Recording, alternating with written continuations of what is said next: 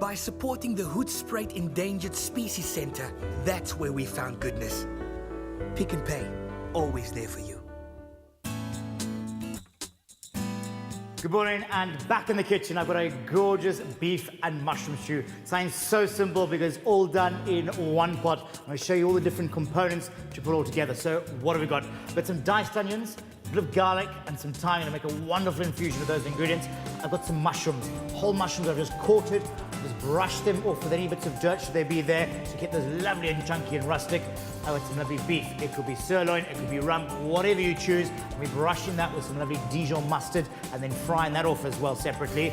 And then onto some red wine tomato puree, a lovely beef stock to give a wonderful depth of flavor. And yes, it's all about convenience at the end of the day. And then just to finish it off, we're going to finish off with a little bit of creme fraiche and coriander. So let's get cooking. First, a little bit of oil. I've got a hot pan already, so just a little splash of oil into the pan. Then your diced onions into the pan. Then garlic. Absolute key, lots of flavor coming through from the garlic. And then go on. You've got some thyme here. I'm just going to sort of break this up, put this thyme into it, and wow, the aroma already is absolutely incredible. Saute the onions until they become semi-transparent without browning them. The mixture will add extra flavor to the stew. So my onions now have literally just become really translucent. So wonderful, wonderful color there. And what you do is, remember, it's one pot cooking. So I'm going to take these out the pan, put them to the side, and have all that wonderful flavor in the pan. Just scrape out all those lovely onions. They've just sweated down. So the wonderful sweetness, no color or browning or anything like that at all. But what's important is all those lovely flavors in the pan. So we're not going to lose any of that there. We're going to cook our next product in here and just carry it on and then add everything at the end. And wow, how's that for a beef and mushroom stew? Talking about, if you want this recipe sent to your phone, SMS the word stew, S-T-E-W, to 33728. So you'll have your list of ingredients straight to your phone at home. So next point there is I'm going to start frying the mushrooms in the same pan again, so a little bit of olive oil to start with.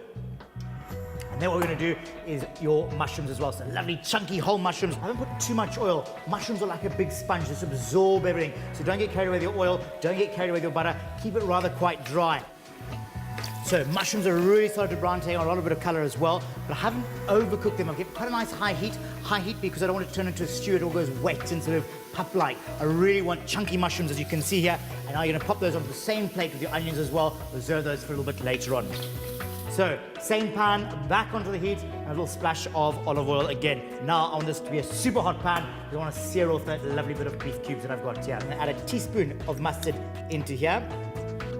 And then I'm going to add in a little pinch of salt, generous salt, and a little bit of ground of black pepper as well. So all those ingredients in there, and then take a spoon and just mix all those lovely flavors together. Make sure the meat is all coated completely. So beef into that hot sizzling pan. Sear the beef cubes on all sides to lock in the moisture and to keep the flavor in the meat. So that's all started to brown off so beautifully. Now I'm just going to add it with my onions, my garlic, my mushrooms, all those ingredients. I'm going to add it together.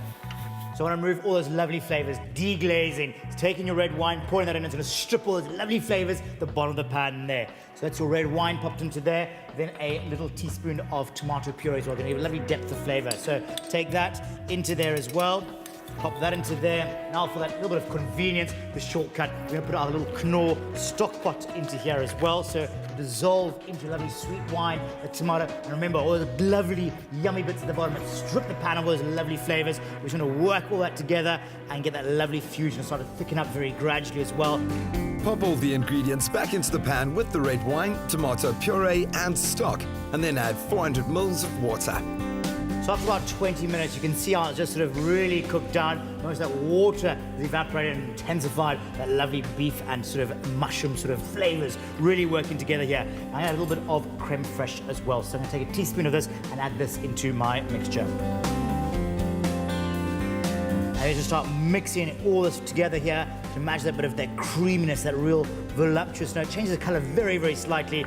Now, coriander is one of those flavors, you either love it or you hate it. I love it, so I'm going to put loads in here. But Pick n Pay has a wonderful selection of parsley or mint you could use. Whatever fresh herbs you want to get from your local store, pop those into here. Just lifts it, just changes it completely in a wonderful dish. Pop that to the side there. Now, I've just taken some ciabatta bread. It could be whatever you choose. It could be a bit of focaccia, just some normal bread, some whole wheat, up to you. And just slice away a couple of slices, nice chunky fresh bread. The beef's had time to relax. 5-10 minutes is all it needs, just for that muscles just to relax completely, becomes lovely and tender.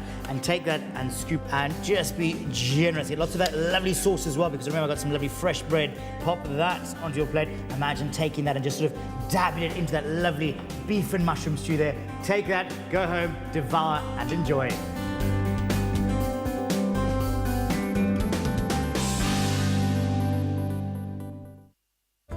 By supporting businessmen like Sibusiso Chabalala and his Berry Hill Trading Company, that's where we found goodness.